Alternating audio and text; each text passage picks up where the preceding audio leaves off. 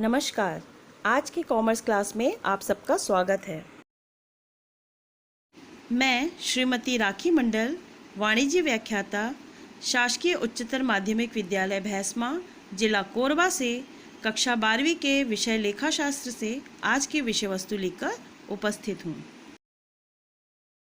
बच्चों, आज हम अध्याय ख्याति से एक महत्वपूर्ण बिंदु पर अध्ययन करेंगे।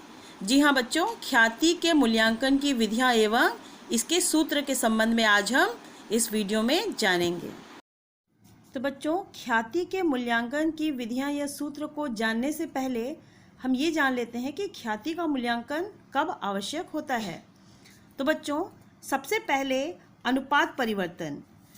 जब विद्यमान साझेदारों द्वारा अपना पारस्परिक लाभालाभ अनुपात परिवर्तित करने पर हम ख्याति का मूल्यांकन करते हैं।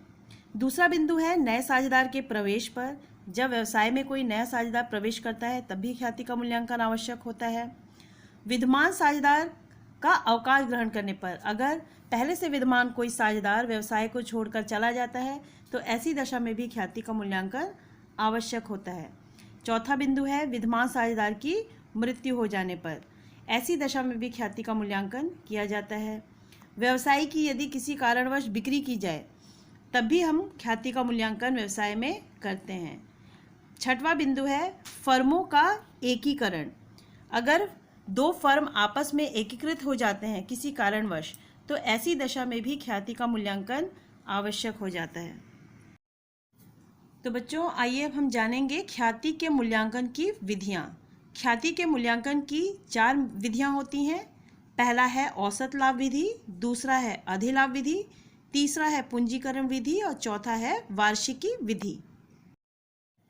आइए बच्चों, अब हम ख्याति की गणना के लिए सबसे पहली विधि जो है औसत लाभ विधि, इसके सूत्र को जानेंगे।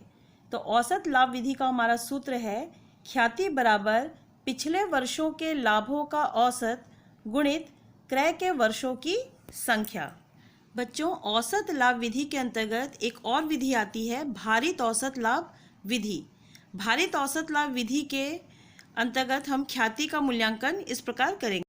ख्याति बराबर कुल भारित लाभों का गुणनफल गुणित क्रय के वर्ष बटे कुल भार। बच्चों, औसत लाभ विधि को समझने के लिए हम ये संक्षिप्त विधि को समझते हैं। सबसे पहले प्रश्न में जितने वर्षों की लाभ हानि का उल्लेख है उन वर्षों के लाभों को जोड़कर हानि को घटाकर कुल लाभ की गणना करेंगे। अर्थात प्रश्न में आपके जितने वर्षों के लाभ दिए रहेंगे उन सभी लाभों को जोड़ेंगे और जितने वर्षों में हानि रहेगी उन हानि को घटाएंगे। तत्पश्चात आप जो लाभ आएगा उसकी गणना करेंगे। अगले बिंदु में है कि किसी वर्ष यदि कोई असामान्य हानि हुई है या असामान्य लाभ हुआ है तो उस वर्ष के लाभ में से असामान्य हानि को आप जोड़ देंगे और असामान्य लाभ को आप घटा देंगे। इस प्रकार आप कुल लाभ की गणना करेंगे। अब आप कुल लाभ में से वर्षों की संख्या का भाग देकर औसत लाभ की गणना कर लेंगे और अंत में आप औसत लाभ में निर्धारित दर अर्थात दुगुना या तिगुना कर ख्याति की गणना करेंगे।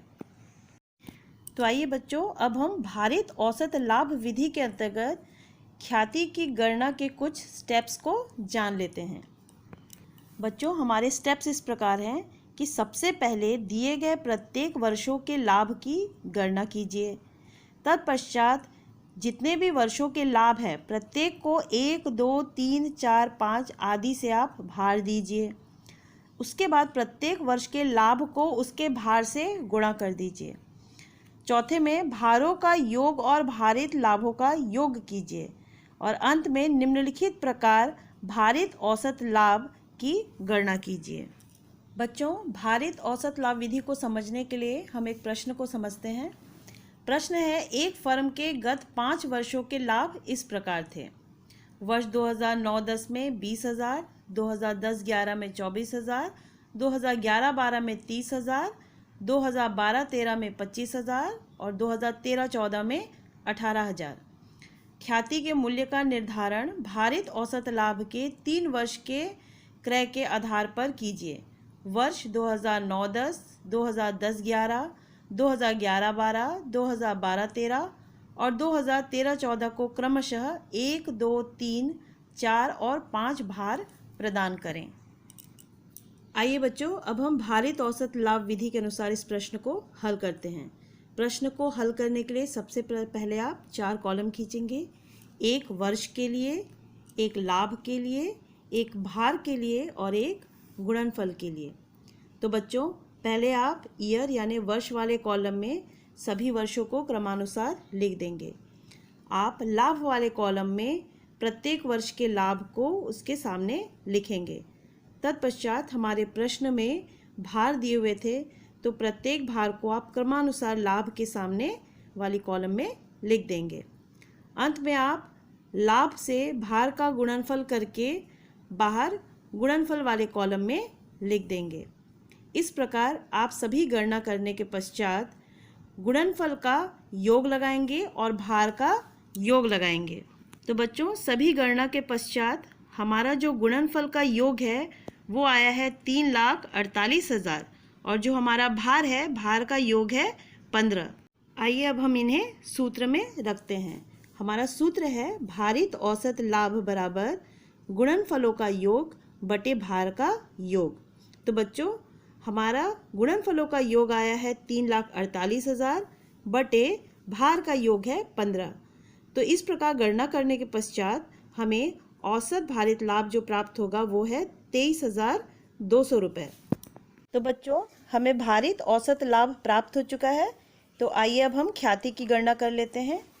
ख्याति का सूत्र है भारित औसत लाभ गुणित क्रय के वर्ष। तो हमारा भारित औसत लाभ आया है 23,200। हम गुणा करेंगे 3 वर्ष से, तो हमारा ख्याति आएगा 69,600 रुपये। तो देखा बच्चों, किस प्रकार हमने भारित औसत लाभ विधि के अनुसार ख्याति की गणना की है। बच्चों, हमारी अगली विधि है अधिलाभ विधि। तो आइए अधिलाभ विधि के अनुसार ख्याति की गणना को सीखते हैं। इस विधि के अनुसार ख्याति की गणना का सूत्र है अधिलाभ गुणित क्रय के वर्षों की संख्या। बच्चों, इसके लिए सबसे पहले हमें अधिलाभ की गणना करना है। तो अधिलाभ की गणना करने का सूत्र है अधिलाभ बराबर वास्तविक औसत लाभ ऋण सामान्य लाभ। बच्चों, हम वास्तविक औसत लाभ निकालना तो जानते हैं। चलिए अब हम सामान्य लाभ की गणना का सूत्र जानते हैं। सामान्य लाभ बराबर विनियोजित पूंजी गुणित ब्याज की सामान्य दर बटे 100। बच्चों, अब हम आगे विनियोजित पूंजी कैसे निकालते हैं इसकी गणना करना सीखेंगे। आइए बच्चों, अब हम विनियोजित पूंजी का अर्थ एवं इसकी गणना को जानते हैं। फर्म द्वारा व्यवसाय को चलाने के लिए जो पूंजी लगाई जाती है उसे व्यवसाय में लगाई गई पूंजी या विनियोजित पूंजी कहते हैं। तो बच्चों, चलिए इसकी गणना किस प्रकार की जाती है इसके सूत्र को देखते हैं। विनियोजित पूंजी बराबर समस्त संपत्तियां ख्याति कृत्रिम संपत्तियों एवं गैर व्यापारिक विनियोग को छोड़कर ऋण बाह्य दायित्व। बच्चों, कभी कभी ख्याति की गणना के लिए औसत विनियोजित पूंजी को भी ध्यान में रखा जाता है। औसत विनियोजित पूंजी का आशय प्रारंभिक विनियोजित पूंजी तथा अंतिम विनियोजित पूंजी के औसत से है। यह निम्न प्रकार से ज्ञात की जाती है।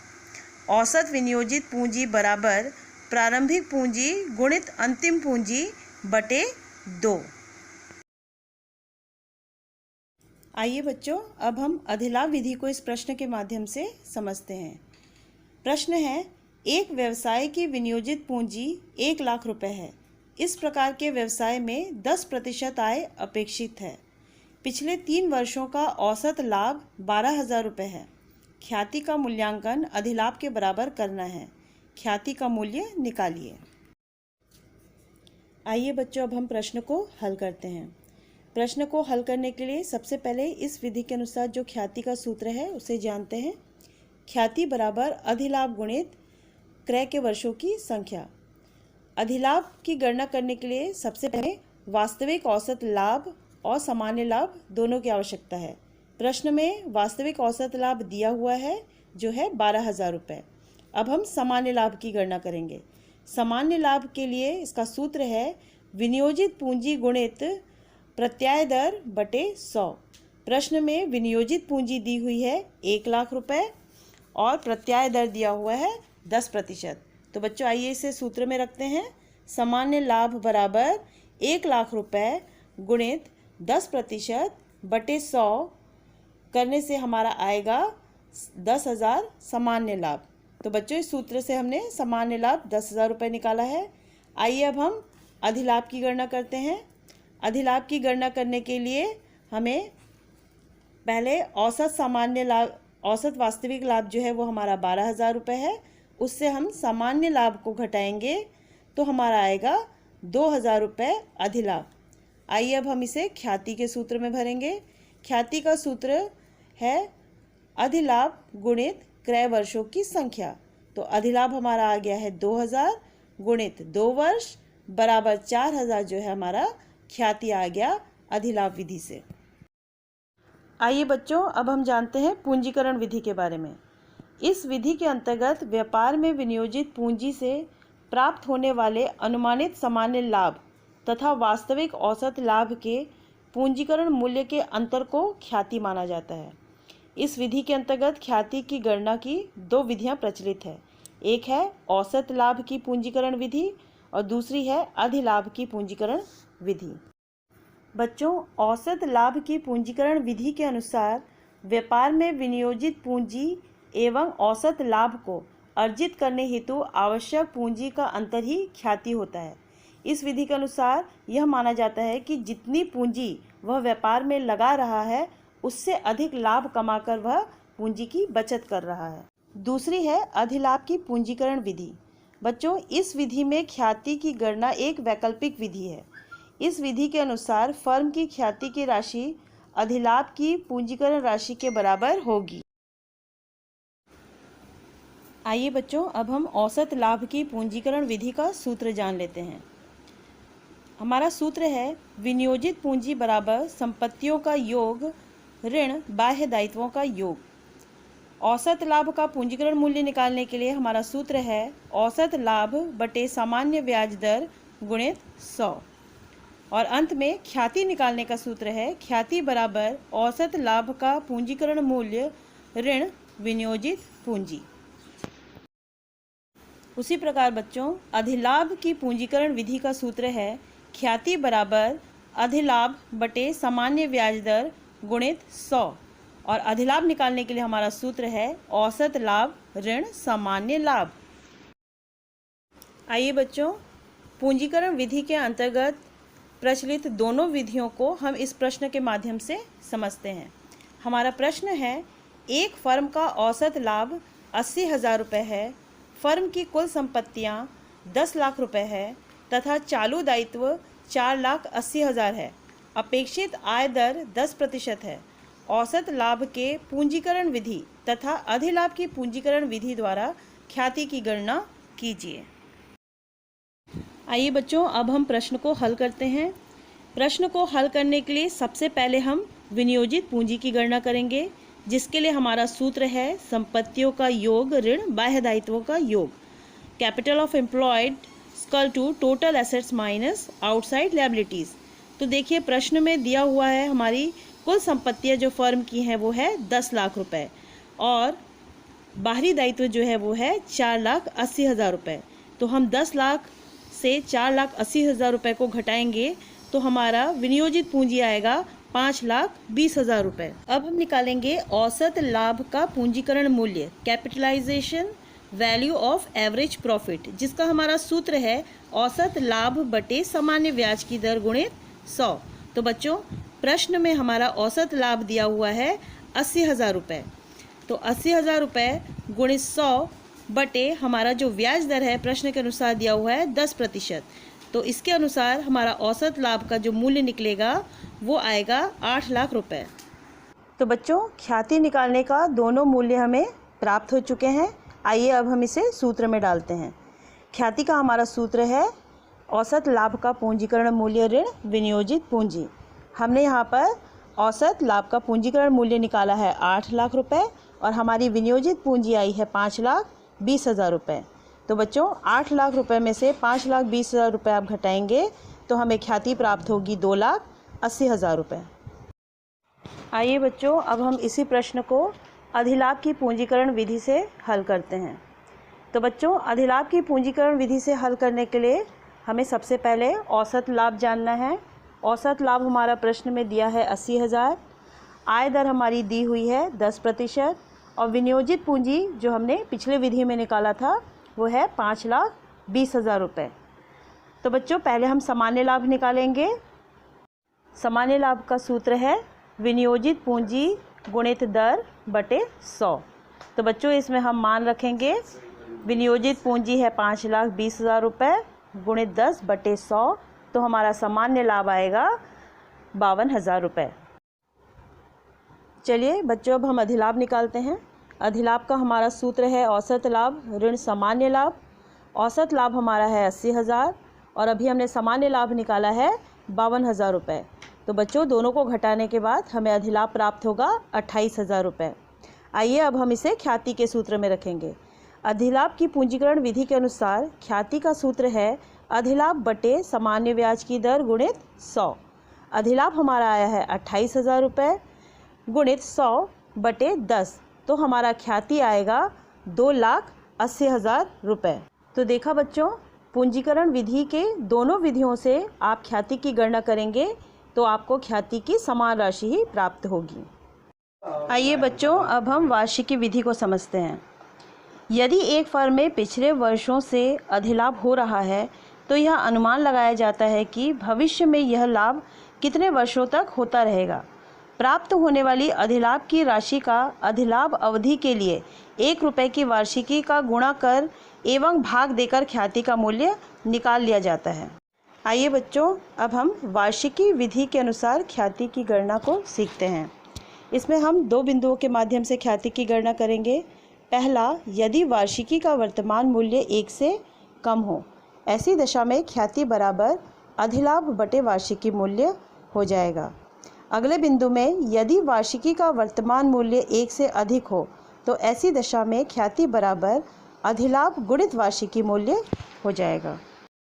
आइए बच्चों, वार्षिकी विधि के अनुसार हम इस प्रश्न को हल करते हैं। प्रश्न है, एक फर्म की विनियोजित पूंजी 1.5 लाख रुपये है, सामान्य लाभ की दर 10% है, 1 रुपये का 5 वर्ष का 10% वार्षिक की दर से वर्तमान मूल्य 3.78 रुपये है, 5 वर्ष का औसत लाभ 20,000 रुपये है। वार्षिकी पद्धति से ख्याति का मूल्य निकालिए। आइए बच्चों, अब हम इस प्रश्न को हल करते हैं। प्रश्न को हल करने के लिए सबसे पहले हम सामान्य लाभ को निकालेंगे। सामान्य लाभ का जो सूत्र है वो आपको पता है, विनियोजित पूंजी गुणित प्रत्याय दर बटे 100।